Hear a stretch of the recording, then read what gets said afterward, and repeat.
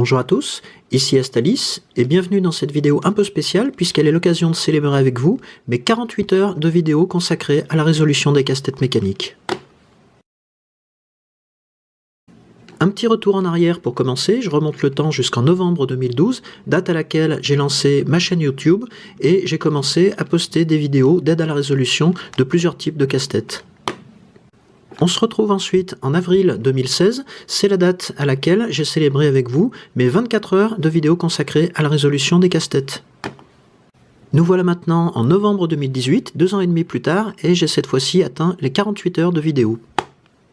2018 a été de loin mon année la plus productive, et elle n'est pas finie, puisqu'elle représente à elle seule environ 15 heures de vidéos, et vous avez sous les yeux actuellement la 141e consacrée aux casse-têtes mécaniques.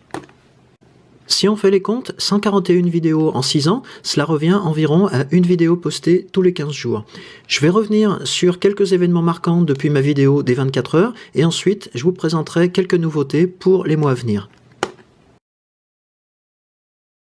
Depuis mes 24 heures de résolution, j'ai évidemment posté de nouvelles vidéos, mais parmi elles, j'en ai posté un certain nombre sous la forme de cycles sur lesquels je voudrais revenir. Courant 2017, j'ai souhaité faire le point sur les explications que j'avais données concernant la résolution des cubes standards et à la suite de plusieurs remarques d'internautes qui souhaitaient voir une vidéo de résolution par cube, c'est-à-dire une vidéo consacrée à ce 3x3 par exemple, aux cubes plus simples comme le 2x2 et à des cubes plus complexes comme par exemple le 4x4, le 5x5, etc. J'ai donc décidé de créer un cycle de 10 vidéos pour détailler cube par cube la résolution des cubes standards depuis le 2x2 jusqu'au 7x7 avant de généraliser cette méthode de résolution.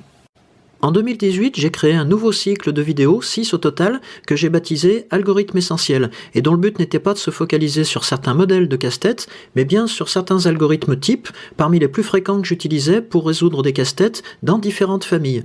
Les cas de départ sont en général ceux des cubes standards, mais je souhaitais que ces algorithmes s'adaptent également à d'autres familles de casse-têtes, comme par exemple la famille des cuboïdes. Enfin, toujours en 2018, et mon dernier cycle de vidéos en date, celui consacré à la résolution du Bagua Cube, un cube qui fait sans doute partie des casse-têtes les plus difficiles de ma collection et qui a demandé à lui tout seul 5 vidéos pour en venir à bout. Pour les amateurs, j'ai ajouté les liens de ces 3 cycles à ceux qui sont habituellement présents dans toutes mes vidéos et je vais maintenant vous parler de l'avenir. Indépendamment des vidéos que je continuerai à poster dans les playlists existantes, je créerai 2 nouvelles playlists. D'abord, une playlist consacrée aux casse-têtes à 5 axes de rotation, à l'image de ce Tangram Cube. Une autre playlist sera consacrée aux casse-têtes qui comporteront cette fois-ci 20 axes de rotation, à l'image de ce spectaculaire Eighten Star.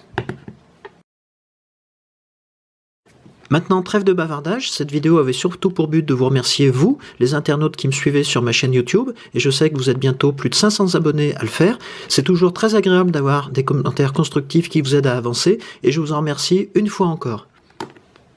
Parmi les fidèles, je salue au passage un certain Skier Cub qui a créé sa chaîne YouTube cette année, chaîne YouTube dont vous retrouverez évidemment le lien dans la description de cette vidéo et que je vous recommande.